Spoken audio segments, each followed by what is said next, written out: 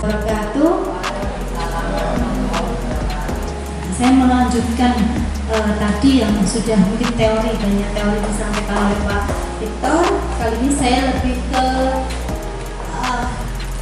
tadi ada sedikit repet ya dengan apa yang disampaikan Pak Victor terkait nanti implementasikan di sekolah, yaitu restitusi sebagai budaya positif dalam implementasi kurikulum merdeka. Tadi kan disampaikan tentang lingkungan gitu ya. Jadi Bapak cuma menyampaikan tentang lingkungan. Nah, lingkungan yang positif.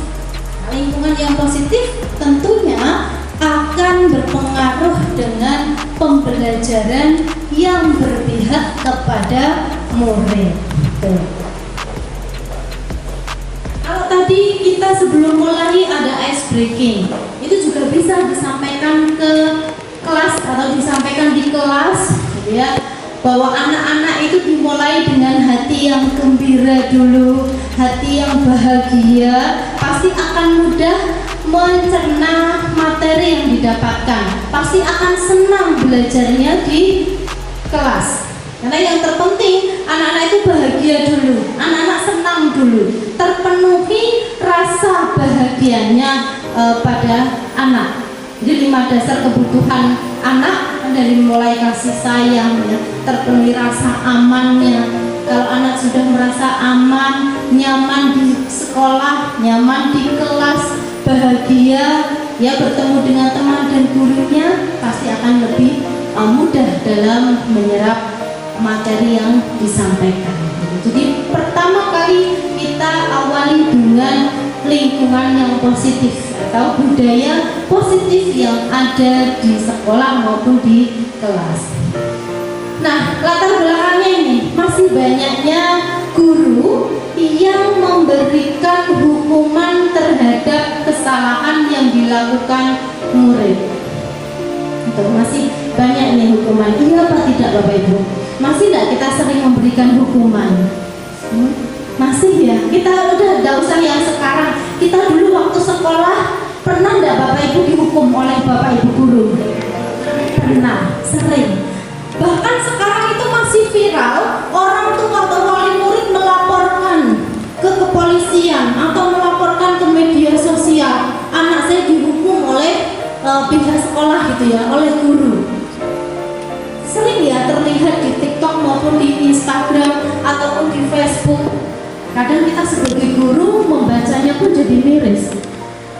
Mungkin niatnya gurunya ya bagus mau menghukum siswa, tapi caranya mungkin yang tidak tepat sehingga orang tua juga tidak terima. Nah, sebenarnya kenapa kok masih ada kejadian seperti itu?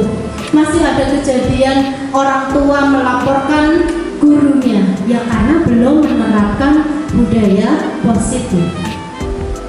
Hukuman itu hanya mendisiplinkan dalam jangka pendek. Iya, setelah dihukum ya manut, tapi apakah akan menjamin lain kali atau lain waktu tidak akan diulangi? Tidak ya, belum tentu. Ya, misalnya saja saat anak datang terlambat, upacara datang terlambat, kita beri hukuman, bahwa itu hukuman berdiri di lapangan atau membersihkan WC atau membersihkan halaman.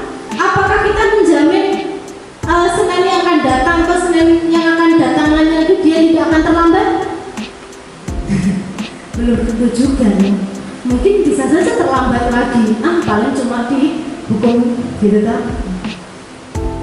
Perlu mencari strategi untuk menumbuhkan kesadaran diri anak untuk berperilaku disiplin. Jadi bukan karena hukuman disiplin itu, tapi ya dari hati.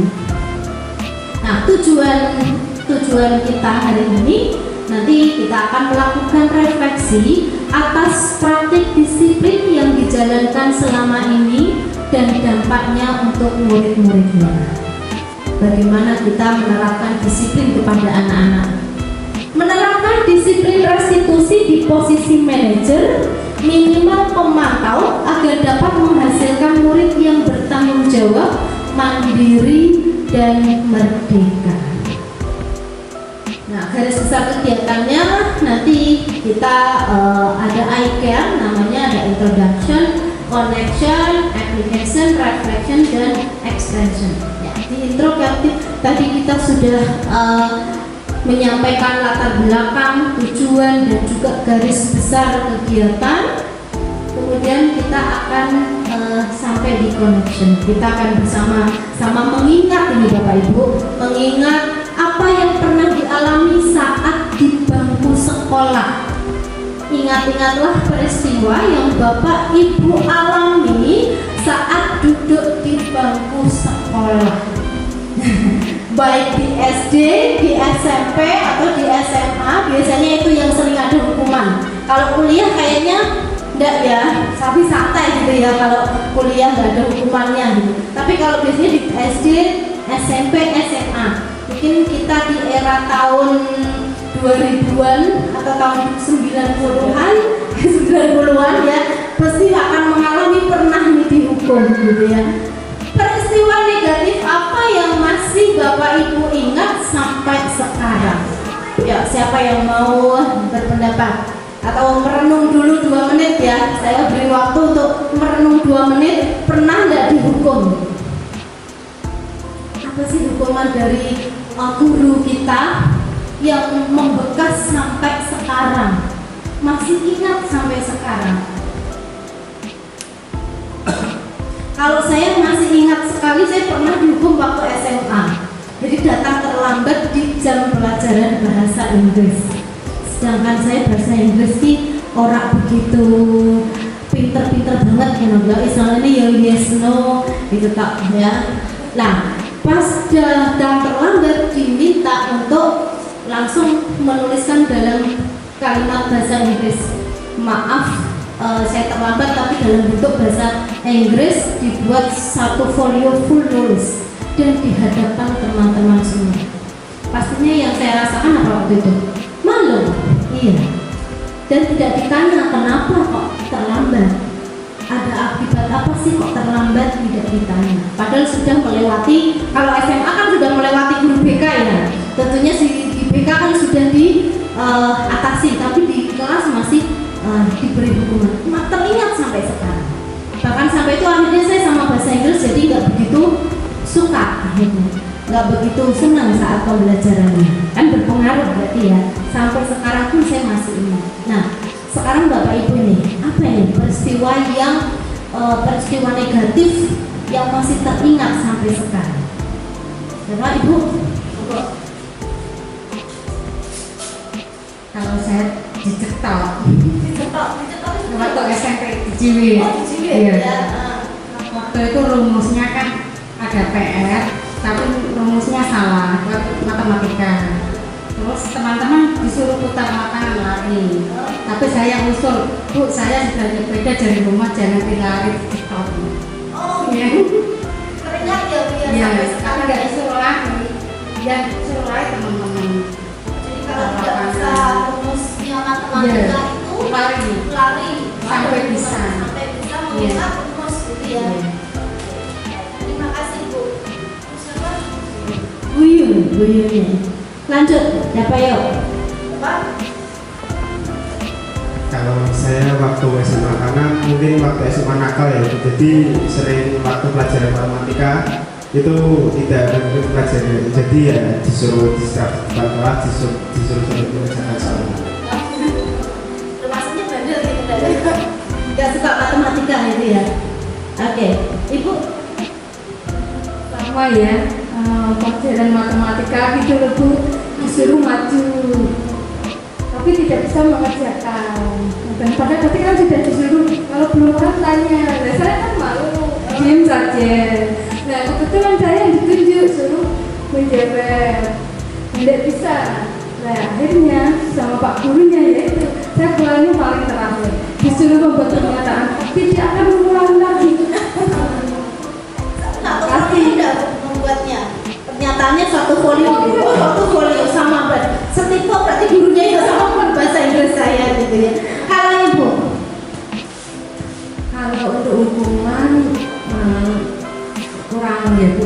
Kalau saya waktu itu yang berkesannya karena saya dulu agak nakal SD-nya, jadi karena kata itu. Dari situ kan saya berangkat pakai gendong gini Bu. Itu apa teman-teman waktu itu kelas 2 nggak ada yang mau bisa menunda saya.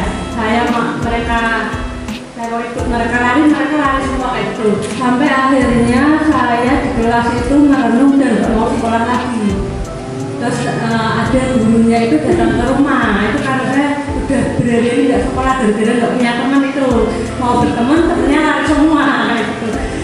Dan waktu itu saya karena nggak sekolahnya itu bukan karena tangannya itu juga bukan karena saya waktu ngejar teman-temannya nggak mau semua, saya akhirnya duduk termenung di kayak bunga itu ada lebahnya nyengat di tangan yang saya gendong itu Bu. Akhirnya saya nggak berangkat lama itu, terus gurunya ke rumah saya membujuk untuk berangkat gitu. Itu yang berkesan. Ini agak ya ada negatif ada positifnya gitu ya. Berarti dulu juga sudah ada pembulian gitu. Bullying yang marak sekarang kan pembulian gitu ya. Oke, coba kalau Ibu gimana Bu? Saya sebenarnya dulu pernah kecewa karena ya seumur-umur kalau saya sekolah itu alhamdulillah ya nilainya itu bagus gitu. Kalau zaman dulu kan memang nilai 9 itu jarang, nilai 8 sudah bagus, 7. Lah, alhamdulillah itu saya itu dapat nilai 5 pada pelajaran tata busana.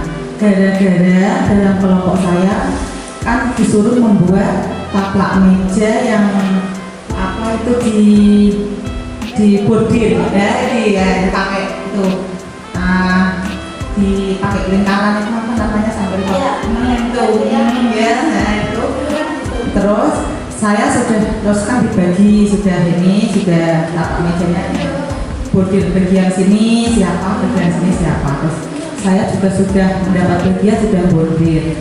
Ternyata giliran teman saya itu ada yang malas, nggak mau melaksanakan tugas itu.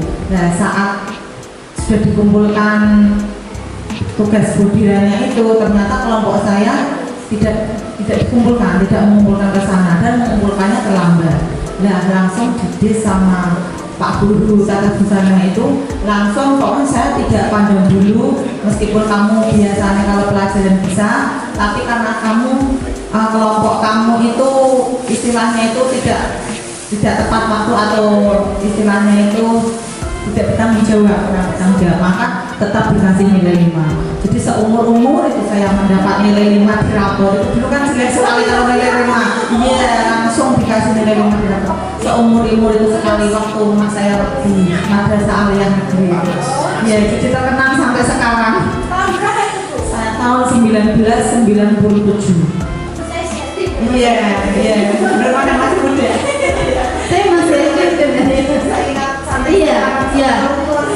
Ternyata kan dulu ya teringat sampai ya. Karena kelompoknya itu enggak Ternyata membekas ya sampai sekarang gitu, apalagi di rapot terkenang ya SMA gitu. Kalau Ibu ada? Oh, ada enggak ya?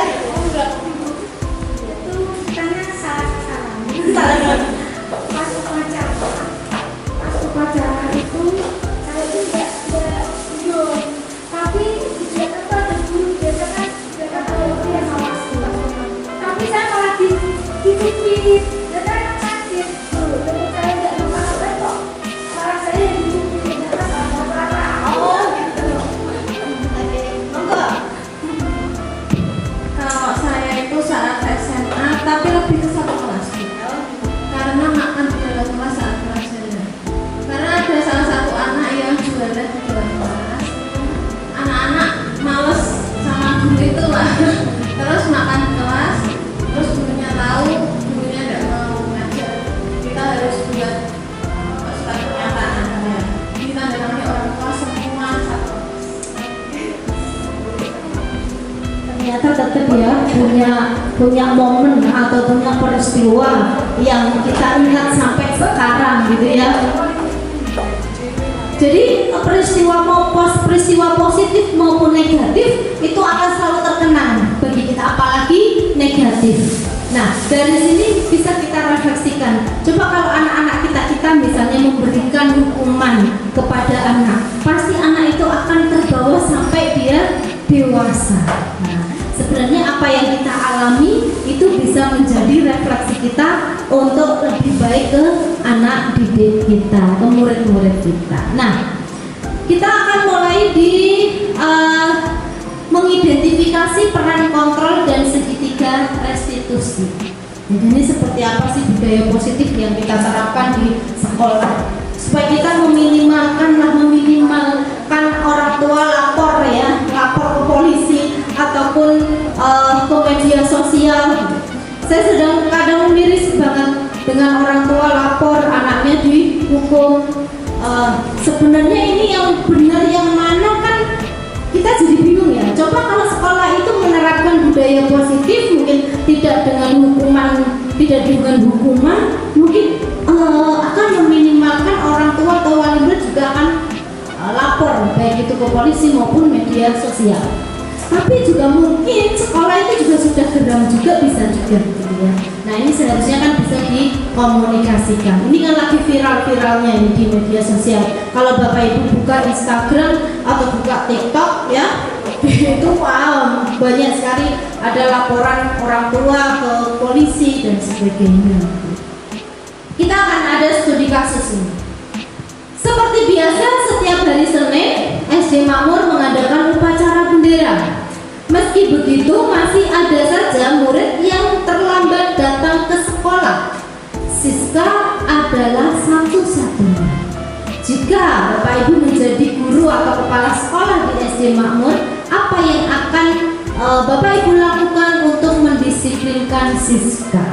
Misalnya di sini sebagai Bapak Ibu guru, pas upacara ada yang datang terlambat, tapi ini yang namanya Siska itu mesti datangnya terlambat terus, tidak pernah tidak gitu. Apa yang akan dilakukan? Ada yang mau berpendapat? Ada? Apa yang mau dilakukan? Yang dilakukan Bapak Ibu? Kalau datangnya terlambat terus gitu. Ada? Pertama-tama harus dilakukan dulu itu mencari akar masalah dari Siska itu. Siska itu sebenarnya terlambat karena apa, itu ditanya dulu. Setelah itu kalau sudah ada alasan itu, maka guru itu harus mencari penyelesaian masalahnya. Bagaimana bisa didiskusikan dengan guru lain. Jadi yang pertama mencari akar masalah. Mencari akar masalahnya dulu. Kemudian yang kedua, setelah ketemu akar masalahnya apa, diselesaikan mencari solusinya. Bagaimana solusi supaya Siska itu tidak datang terlambat? Ada jawaban yang lain selain yang sudah dijawab oleh Bu siapa? Bu Nurika. Ada yang lain? Ada yang lain jawabannya? Ayo. Oh, biarpun terlambat. Oh, walaupun terakhir kalau suruh baris gitu ya, suruh baris terus gitu ya. Oke. Daripada terus mumet gitu ya, terus mumet kok terlambat terus gitu ya. Itu lagi yang terlambat gitu. Tapi ada nggak kasus di sini yang gitu? Saat upacara mesti yang terlambat itu aja. Ada yang terlambat tapi tidak ada itu terus. Oh, tidak ada itu terus ya, bergantian gitu ya. Biasanya alasannya mesti sama. Datang terlambat karena apa? Bangunnya kesiangan. Mesti kalau ditanya gitu terus gitu. Nah, cara mendisiplinkan, bagaimana cara kita mendisiplinkan siswa? Jadi ada 5 posisi kontrol guru. Jadi ada 5 posisi kontrol guru. Yang pertama itu sebagai penghukum. Sebagai penghukum. Namanya penghukum berarti apa-apa selalu diberi hukuman. Datang terlambat sedikit ya kan dikasih hukuman. Baik itu disuruh lari tadi ya, salah rumus saja suruh lari, atau ditowekan, diteak gitu ya, diteak gitu. Terus datang terlambat, apa itu disuruh membersihkan WC. Kalau dulu kan gitu hukumannya kita zaman sekolah gitu ya, membersihkan WC, dijewer atau di lapangan suruh berdiri gitu ya. Nah itu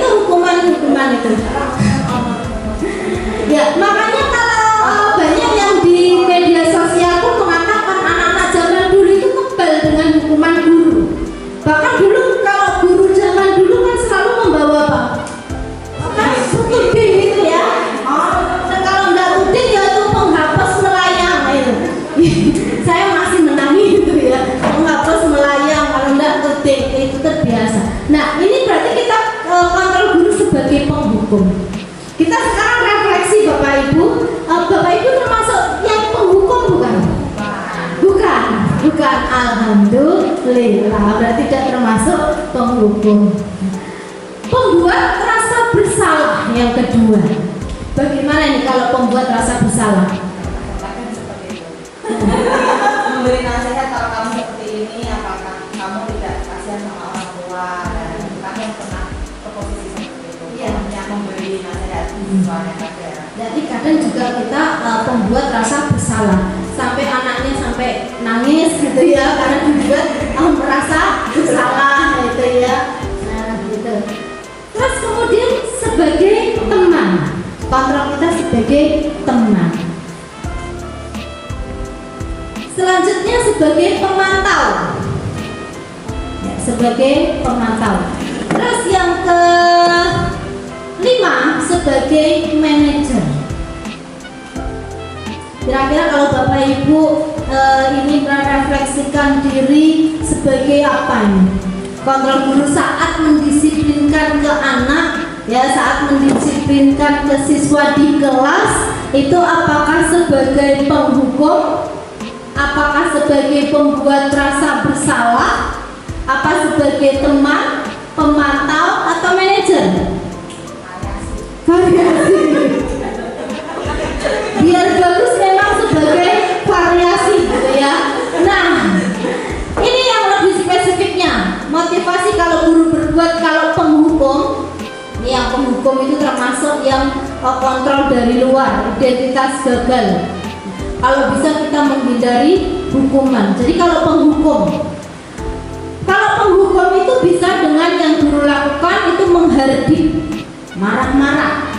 Belum sudah marah-marah sama tangannya di pinggang gitu ya, sambil matanya melotot. Nah itu marah-marah, menunjuk-nunjuk, menyakiti, menyindir. Nah, misalnya ada anak yang datang terlambat. Terus datang terlambat pakai sepatunya tidak warna hitam. Kan peraturan di sekolah warnanya harus hitam. Dia tidak pakai sepatu warna hitam tapi pakai warna sepatu coklat atau putih. Nah, gurunya sudah marah-marah. Kamu sudah datang terlambat, sepatunya warna coklat.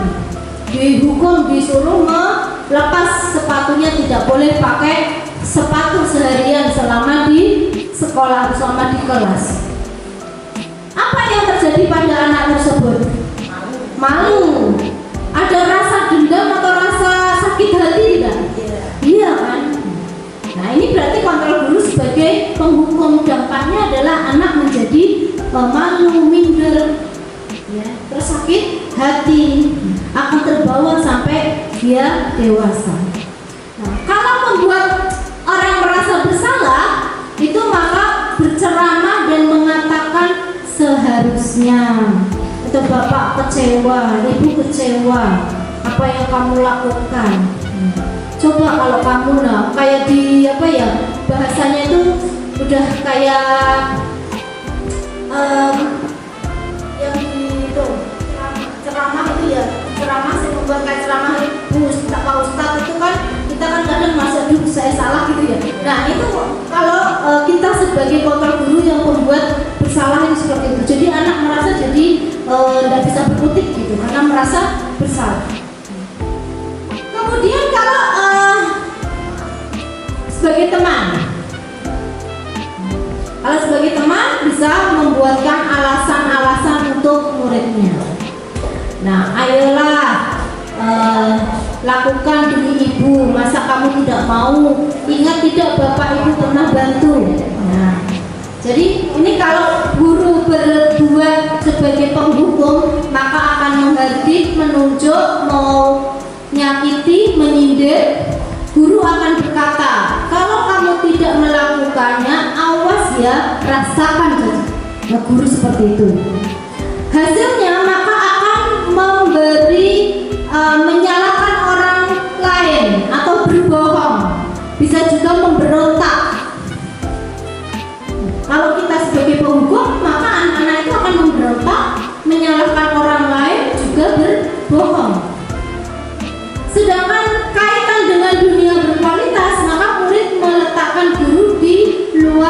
dunia berkualitas.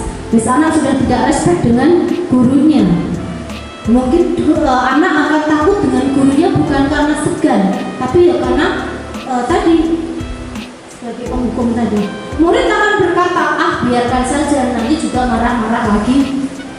Apalagi yang sudah terbiasa gurunya marah-marah terus. Nah, kalau gurunya marah-marah terus di kelas, maka anak-anak itu sebenarnya anteng ini iso nangkep pelajaran borak. Nggak tahu kan? Karena tahunya karena kalau dia nggak anteng, gurunya marah ya udah. Tapi belum tentu dia bahagia, belum tentu dia bisa menerima pembelajaran. Dampak pada murid akan mengulangi kesalahan. Ya besoknya akan diulang, apalagi tidak ada gurunya nyelingker sih wes ramai menang gitu ya. Iya bebas gitu. Kemudian yang membuat orang merasa bersalah, biasanya guru akan berceramah dan mengatakan seharusnya. Guru berkata, bapak kecewa atau ibu kecewa, kamu seharusnya, kamu sudah tahu ibu lelah sekali mengatakannya, ibu stres gitu ya, sudah berulang-ulang kok kamu lakukan terus ya, harus bagaimana ini ibu, nah gitu. Nah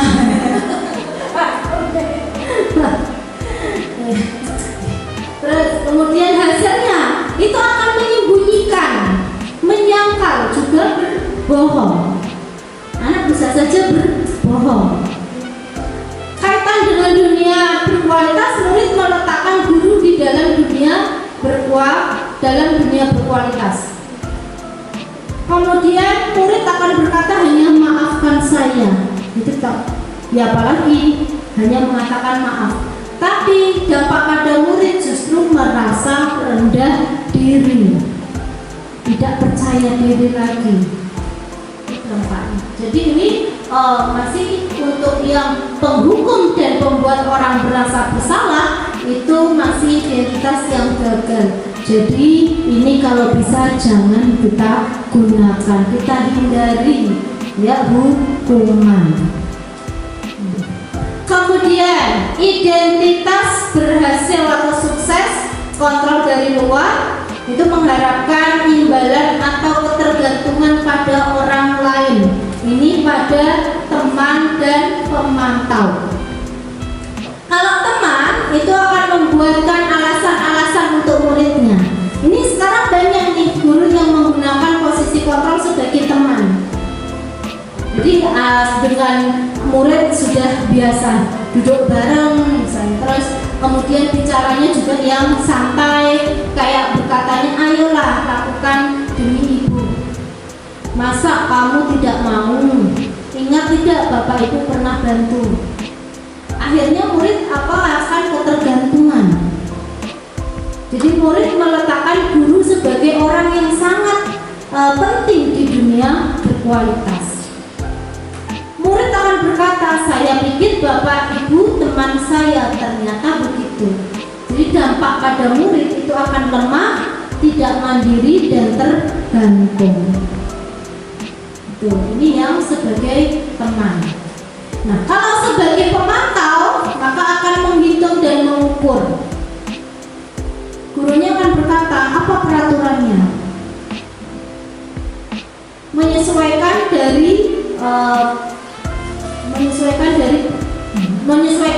bila diawasi. Jadi kalau diawasi dia akan tertib, tapi kalau tidak diawasi tidak. Murid akan meletakkan guru, peraturan dan hukum di dunia berkualitas. Berapa banyak bintang yang saya harus peroleh, berapa hukuman yang harus saya tulis. Jadi ini juga pemantau ini banyak sekali juga digunakan, apalagi saat di kelasnya itu ada bintang. Pernah enggak merasakan juga ada ya? Oh yang dapat ini misalnya apa, dapat bintang, nanti dapat bintang. Jadi anak berlomba-lomba untuk mendapatkan bintang. Ya, bukan karena kesadaran dirinya, tapi dia melakukan sesuatu karena ingin reward. Ya, karena ingin sanjung atau karena ingin jadi puji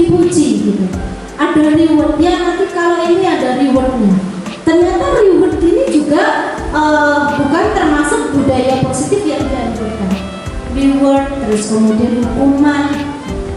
Jadi kalau apa-apa diberi reward, maka anak itu melakukan sesuatu karena penghargaan, karena ini diberi penghargaan, karena ini diberi reward. Masih ada kok yang menggunakan pemantau ini, mengkontrak guru sebagai pemantau ini. Kalau apalagi yang pemberian reward itu bintang itu ditempel, ya ditempel di dinding gitu ya. Namanya si A, misalnya Abidin, bintangnya wis 5. Terus engko Dimas bintangnya 10. Engko sing misalnya Marni atau Murni bintangnya cuma 1. Ada lagi Doni misalnya tidak punya bintang. Pasti akan minder lah. Ya. Biasanya kalau kita tidak punya reward itu tidak ada. Misalkan kita mencoba memberikan soal, siapa yang mau menjawab? Tidak ada, dia adalah kalau saya bilang nanti yang menjawab saya tulis namanya. Tapi dia tahu dari belum banyak. Nah itu karena sudah terbiasa Bu, belum ada keyakinan atau kesepakatan kelasnya. Nah itu nanti budaya positif ini nanti hasilnya yang akan bagaimana. Akhirnya itu kan anak kalau nggak diminta untuk tidak ada rewardnya, tidak mau menjawab, anak tidak mau aktif, berarti di anak itu belum sadar, kesadaran dalam diri anak belum ada. Nah coba sekarang kita bayangkan, ya itu pada menjawab, tapi ada nggak anak yang tidak mau menjawab juga? Ada kan, misalnya ada yang tidak punya bintang, gimana rasanya? Pernah nggak kita merasa gimana ya anak itu, apalagi diberi ajang gitu. Ada anak rasa minder. Anak rasa minder itu belum tentu juga anak itu jadi aku kok gak tahu untuk bintang, aku tahu. Belum tentu dia seperti itu. Ada juga anak yang justru doang, ya. Nah ada juga yang sing cuek. Kalau anaknya yang cuek ora itu bintang aku tak gawe dewi. Ada juga yang memang anak kan macam-macam ya. Tadi kita kembali lagi yang disampaikan yang tadi bahwa pembelajaran berdiferensiasi. Biasanya kalau yang mau dapat dikasih reward itu kan hanya anak itu saja. Nah itu. Tidak peran. Gitu. Nah berarti harus kita perbaiki juga nanti model pembelajarannya. Pembelajaran berdiferensiasi kita. Pembelajaran berdiferensiasi itu kan masing-masing anak ini ada berapa satu kelas? 30 itu apakah mempunyai kemampuan yang sama? Beda-beda. Nah, beda. Seharusnya kalau kita menerapkan pembelajaran berdiferensiasi, kita bisa menggunakan dari kontennya, produknya atau prosesnya gitu. Anak kelas 1 misalnya, kelas 1 sebelum masuk kemarin di asesmen diagnostik, berarti hanya mengamati.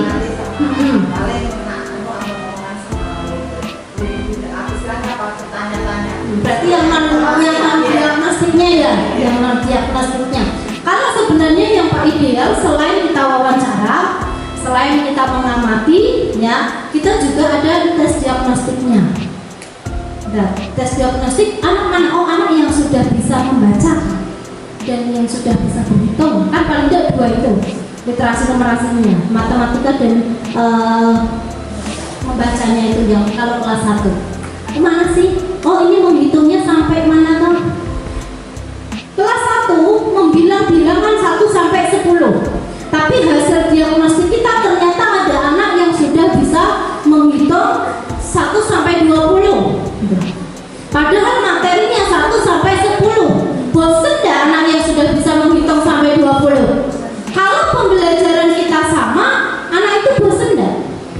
Kadang anak yang seperti itu yang sudah melampaui kemampuan saat kita menjelaskan yang membuat anak, karena dia mengerjakan saat menit jadi yang lain yang belum bisa belum.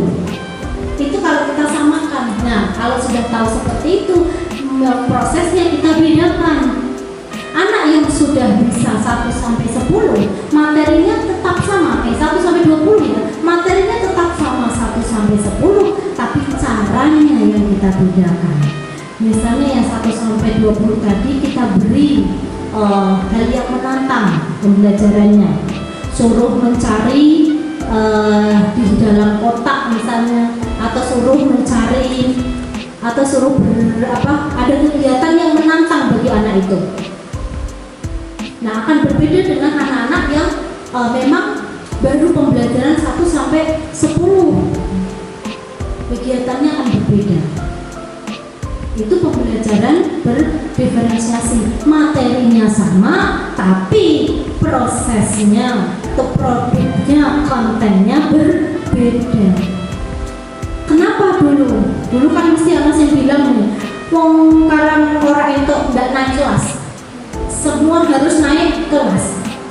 Anak yang tidak bisa di kelas 1 misalnya, belum bisa berhitung atau belum bisa membaca, kita paksakan, akhirnya sampai kelas tinggi, sampai kelas kuliah tetap tidak bisa. Karena akan kita break dulu sebentar, kita lanjutkan. Yang memang kalau teori dan kadang sih bapak ibu guru rasanya saya lapangan, saya kelas angel itu ya. Nah, karena menurut saya gini, kita pasti akan bisa kalau kita tidak di zona nyaman. Kita mau bergerak, dicoba sedikit-sedikit. Saya tak coba, dicoba. Kenapa? Sebenarnya pembelajaran berdiferensiasi kalau kita lihat teorinya, guru siji kok pulang caranya beda-beda, gitu kan? Kemudian ada saya waktu pengalaman saya waktu mendampingi guru penggerak yang SMA juga diprotes. Jumlah SMA itu ngerti Bu, soalku kok dibedakan, soalnya dibedakan tuh mesti akan tanya kenapa soalnya dibedakan. Gitu. Nah, kalau dibuat kelompok sebenarnya kan tidak masalah, gitu ya, dibuat kelompok. Ada juga yang bilang, dibuat kelompok, kenapa kelompok saya kok sama anak-anak yang itu? Sebenarnya kita sebagai guru kan punya banyak cara. Kan tidak mungkin membuat kelompok, oh ini yang kemampuannya sama, ini yang kemampuannya sama yang sedang, misalnya ini yang tinggi. Anak kan jangan sebenarnya nggak tahu. Yang tahu adalah guru, hasil dari diagnostik tadi. Begitu juga yang kelas 1. Kelas 1 apalagi awal, mesti ada yang bisa membaca, ada yang belum. Nah, yang belum itu kalau kita biarkan saja, ya pasti akan semakin tertinggal. Contohnya saja ya kurikulum lalu lah, kita perkalian misalnya. Perkalian di kelas berapa ya? Dulu kelas 2 ya? Kelas 2 ya? Perkalian kelas 2, perkalian atau penjumlahannya urung lancar, langsung wes perkalian. Di penjumlahannya belum bisa anak ini ke perkalian belum bisa. Padahal perkalian itu kan dari penjumlahan berulang.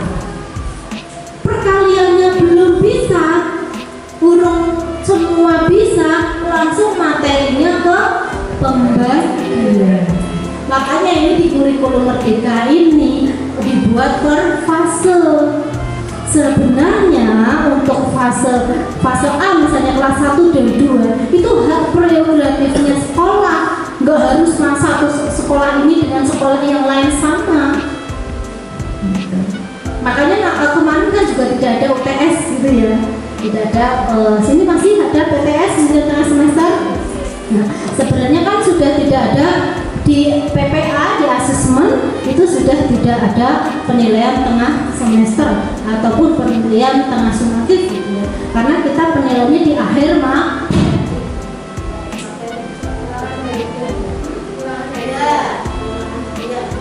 itu di akhir materi ataupun di yang tadi kalau yang 23 kita lanjut.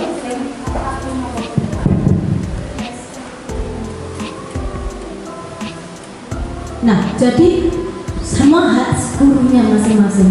Mau menilainya dalam bentuk apapun, hak guru. Yang kelas 1 belum bisa jawab, tidak harus dengan tertulis ya. Bisa dengan tanya jawab atau ada tertulis, anak harus dibacakan. Jadi tidak mengurangi hak anak. Gitu. Selanjutnya, ini sudah kita masuk di segitiga restitusi. Ini dalam menangani anak yang melanggar peraturan sekolah, itu bisa menggunakan segitiga restitusi. Segitiga restitusi itu dari validasi tindakan yang salah, menstabilkan identitas, dan menanyakan keyakinan. Jadi kalau ada yang melanggar peraturan, itu tidak harus langsung di depan teman-temannya dibentak atau dihukum atau diberikan hukuman tidak. Ya, kita ciptakan lingkungan yang positif. Anak yang melanggar peraturan bisa kita panggil, boleh di ruangan di kantor atau saat istirahat disendirikan. Kita ajak bicara. Nah, memvalidasi tindakan yang salah itu bisa dengan bertanya, kamu tentu punya alasan mengapa melakukan itu. Adakah cara yang lebih efektif untuk mendapatkan apa yang kamu butuhkan? Misalnya tadi Siska datang terlambat. Ya, Siska datang terlambat. Kita mau praktek segitiga restitusi ini. Validasi tindakan yang salah bisa kita tanyakan, kenapa Siska selalu datang terlambat saat upacara? Bahasanya juga bahasa yang tidak membuat anak takut. Kenapa kita tanyakan alasannya, kenapa datang terlambat? Siapa tahu datang terlambat karena dia malamnya bantu orang tuanya jualan, atau di rumah dia sendiri tidak ada yang membangunkan karena pagi-pagi orang tuanya harus sudah bekerja,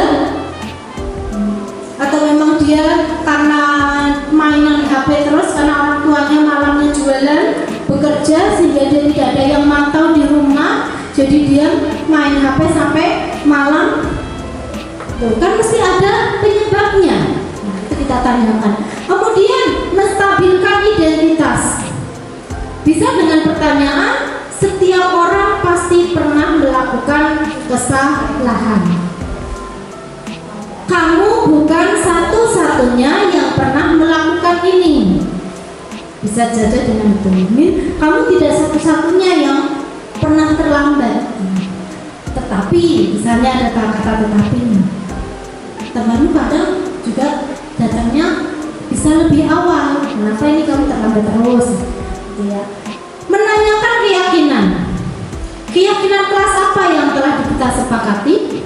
Kamu ingin menjadi orang yang seperti apa?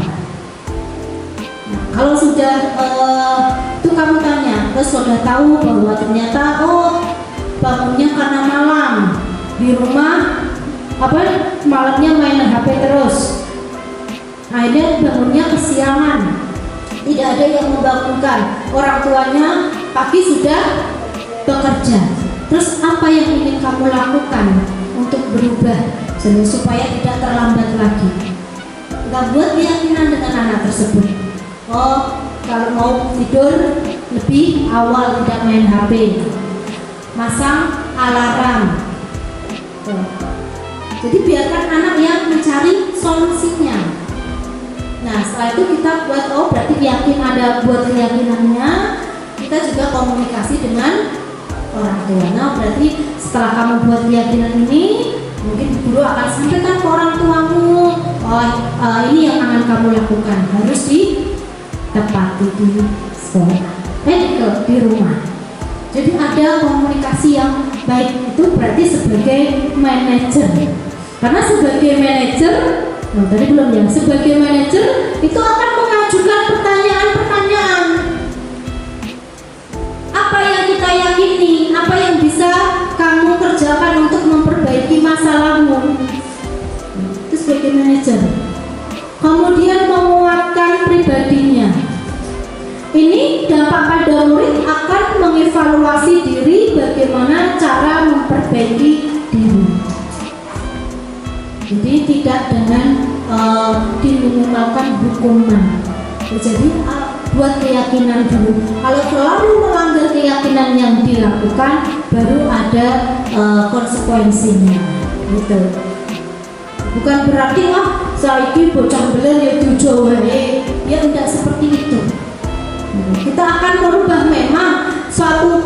pembiasaan yang lama akan ke pembiasaan yang baru itu butuh proses. Budaya positif yang dimaksud yaitu pembiasaan. Kita coba pembiasaan. Kita mau pembiasaan biasanya berangkat siang mau berangkat pagi aja butuh proses kan. Orang langsung ujuk-ujuk bisa makan gasi terus yang itu enggak. Tapi ada prosesnya. Dan tadi yang saya menjawab yang disampaikan Bu, kalau tidak ada rewardnya anak-anak itu tidak mau maju. Sekarang coba buat keyakinan kelas. Nah, buat keyakinan kelas itu bukan menggunakan kalimat negatif, tapi membuat kalimat positif. Misalnya kalau dulu kan biasanya peraturan sekolah, nah peraturan kelas atau kesepakatan kelas menggunakannya tidak boleh makan di kelas, tidak boleh ini gitu ya, pakainya tidak boleh. Tapi sekarang kita hilangkan tidak bolehnya itu, tapi kita buat kalimat yang positif. Misalnya apa Bu? Ya, kalau kita buat keyakinan kelas, coba sekarang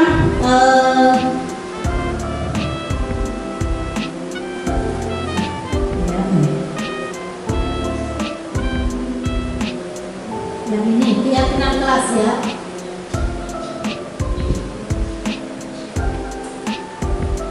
Kita buat keyakinan kelas dari Bapak Ibu semuanya coba. Nah, apa menurut Bapak Ibu keyakinan kelas yang mau dibuat bersama anak-anak didik kita dengan menggunakan kalimat positif, tidak negatif? Apa yang pertama? Jangan menggunakan kata tidak boleh. Misalnya tidak boleh makan di kelas. Berarti kalimat positifnya bagaimana? Ya. Makan atau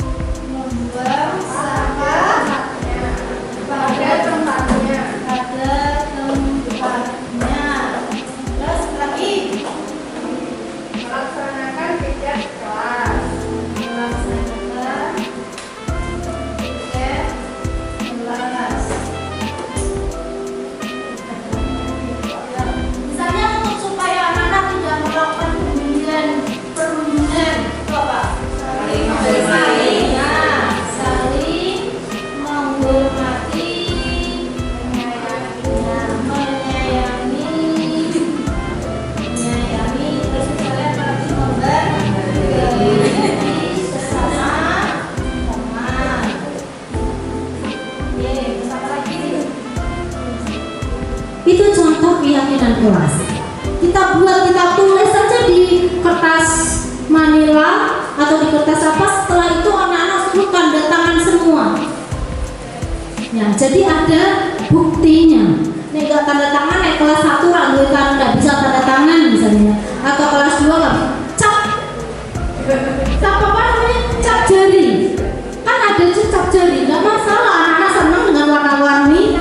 Nah, kita coba sepakati, kita sudah kesepakatan ini, kita sudah keyakinan kelas ini harus dipatuhi. Misalnya tadi mau menjawab pertanyaan aktif dalam pembelajaran. Kalau anak masih tidak aktif, ini coba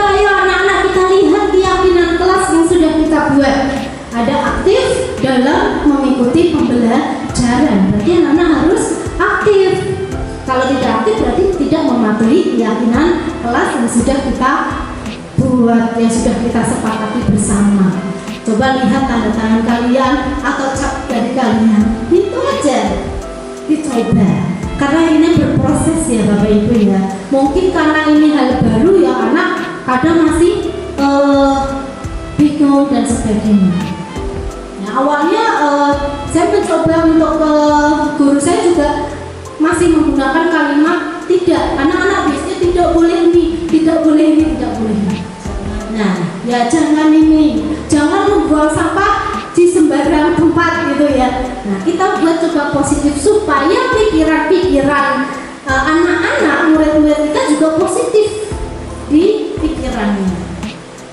Dan yang misalnya juga bisa ditambah belajar dengan belajar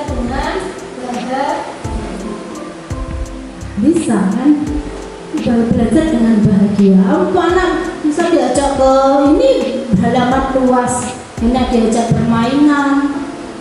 Kok nggak ada mau ice breaking orang videonya karena LCD ini sing iso dipasang ya, nggak harus dengan LCD. Kita pakai tepuk, kita pakai gerakan, kita pakai permainan. Banyak kan kita cari referensi di media sosial. Jadi yuk kita buat anak-anak bahagia dulu. Nah itu di kelas. Mungkin di sekolah bisa juga ada budaya-budaya positif di sekolah yang bisa jadi brandingnya SD 4 Kutoharjo ini. Kegiatan literasinya, ibadahnya, yang lain yang nanti bisa di share di media sosial. Karena branding di media sosial itu akan mempengaruhi, warga atau mempengaruhi orang tua yang akan menyekolahkan di sini.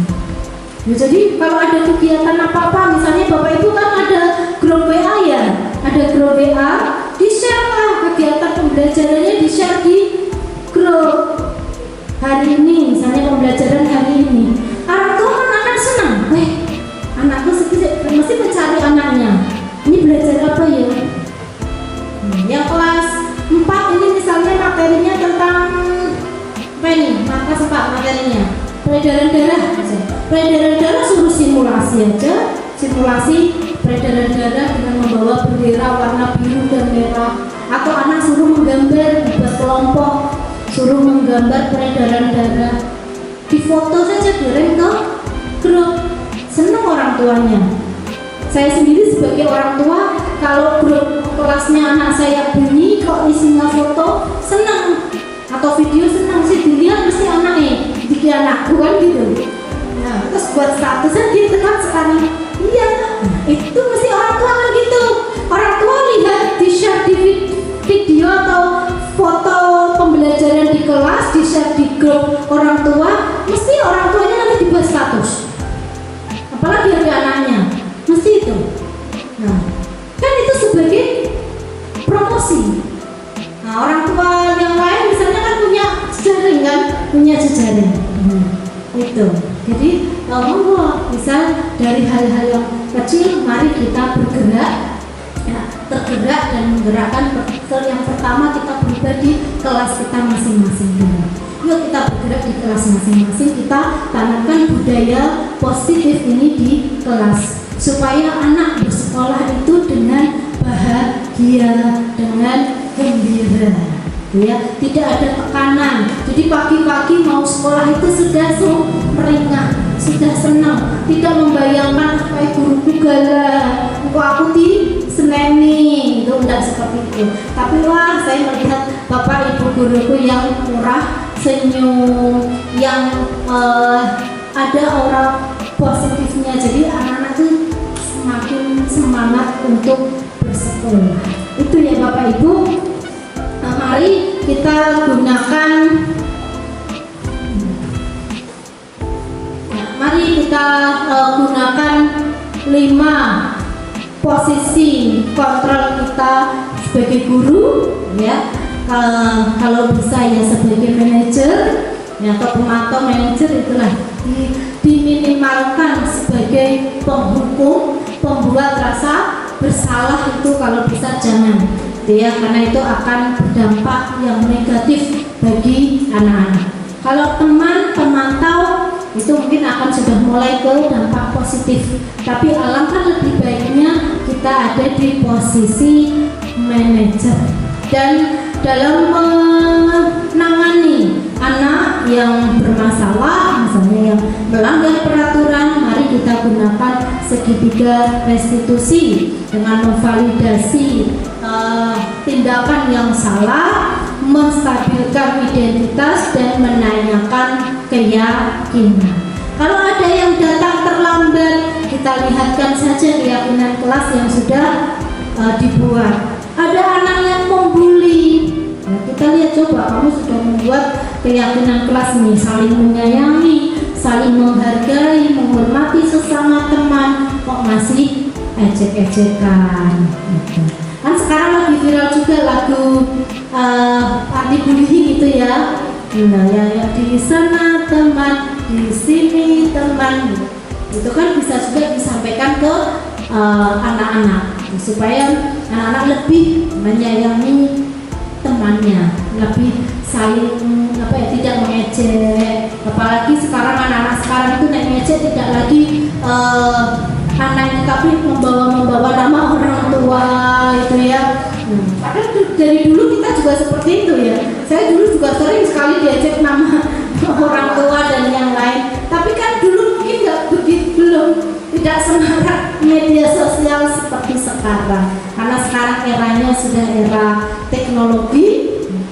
Kita siapkan anak-anak kita untuk menghadapi di era teknologi untuk 5-10 tahun yang akan datang. Tentunya kita tidak bisa meniru apa yang sudah dilakukan oleh Bapak Ibu guru kita dulu. Ya, karena Bapak Ibu guru kita dulu menyiapkan kita di tahun sekarang. Tapi kita menyiapkan anak-anak kita di 5-10 tahun yang akan datang. Tentunya eranya sudah berbeda dengan era yang sekarang. Kita saja sekarang kalah dengan anak-anak dalam penggunaan teknologi. Diakui atau tidak diakui? Betul kan? Saya saja merasa kadang kalah dengan anak saya yang umur 5 tahun. Dia masalah komputer atau laptop lebih tahu, memori tahu semuanya. Bahkan saya kadang minta diajarin. Ya saya nggak malu untuk minta diajarin. Karena mungkin dia sering melihat, akhirnya dia utak-utak karena di hadapannya dia selalu komputer. Jadi kalau saya bermasalah sedikit, dia kadang yang membetulkan. Jadi kita nggak akan jangan malu dengan anak-anak, karena sekarang anak-anak kita lebih canggih kan. Gitu. Jadi mari Bapak Ibu kita bisa keluar dari zona nyaman kita. Nah, kita yang penting buat anak-anak itu belajarnya yang senang, bahagia, menciptakan lingkungan yang positif di kelas dan di sekolah kita. Lingkungan yang positif pasti akan membawa dampak yang baik untuk anak-anak, ya, membawa dampak yang baik untuk pembelajaran yang berpihak kepada anak. Itu yang bisa saya sampaikan. Ada yang mau ditanyakan? Monggo kita sharing. Jika tidak ada, saya mohon maaf kalau apa yang saya sampaikan mungkin masih banyak kurangnya. Semoga nanti di lain kesempatan, di lain waktu kita bisa sharing-sharing kembali. Senang bisa membersamai Bapak Ibu semua di SD 4 Kutoharjo. Terima kasih Bu Malika sudah memberikan kesempatannya untuk berbagi dengan teman-teman yang ada di SD 4 Kutoharjo. Wabillahi taufiq wal hidayah. Wassalamualaikum warahmatullahi wabarakatuh.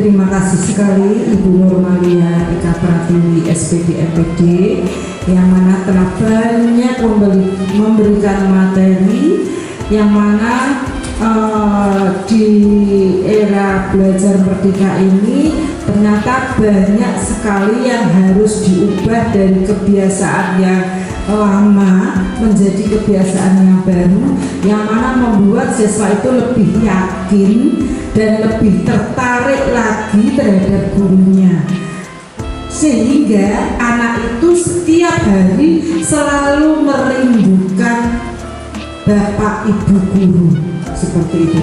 Jadi tidak bosan-bosan untuk bertatap muka menyapa bapak ibu guru. Demikian apa nih, Bu Norma? Terima kasih sekali Bapak Ibu Guru yang sudah mendengarkan kedua narasumber kita yang luar biasa ini. Semoga menjadikan panjenengan semua ini menjadi guru yang berinovatif. Jadi tidak monoton, pembelajarannya tidak seperti pembelajaran yang lama, sehingga ada perubahan walaupun sedikit secara proses. Kita akan belajar sedikit demi sedikit. Jadi demikian ini tadi gambaran di kurikulum merdeka itu ternyata seperti ini. Contohnya tadi sudah disampaikan. Sekarang ini tidak menggunakan kata-kata tidak atau jangan. Begitu nih, kita sudah tahu. Jadi yang semula tidak tahu sekarang menjadi tahu. Itu seperti anak TK. Jangan naik pohon itu. Nah, kalau di TK itu sudah diterapkan lama, jadi tidak boleh menggunakan kata-kata jangan. Kalau kamu naik di pohon itu nanti jatuh, sakit, kakinya kesleo, kakinya melecet-lecet, ya seperti itu. Diberi penalaran. Jadi kalau bisa menghilangkan kata-kata jangan atau tidak. Jangan ramai, seperti itu dihilangkan. Tidak boleh keluar, dihilangkan. Jadi sekarang menurut yang saya amati tadi dari Bu Norma itu pembelajaran yang lebih menyenangkan, karena di sini anak-anak tuh bermain sambil belajar. Kalau tidak salah seperti itu, ya, Bu Norma ya. Sekiranya sekian dulu, kita saatnya untuk makan siang. Monggo nanti kita bersama-sama dahar sareng-sareng apa yang sudah kami suguhkan Bu Norma. Demikian tadi, terima kasih sekali. Dan nanti mungkin di lain waktu ada kesempatan juga kita butuh panjenengan lagi. Terima kasih. Wabillahi taufik wal hidayah. Wassalamualaikum warahmatullahi wabarakatuh.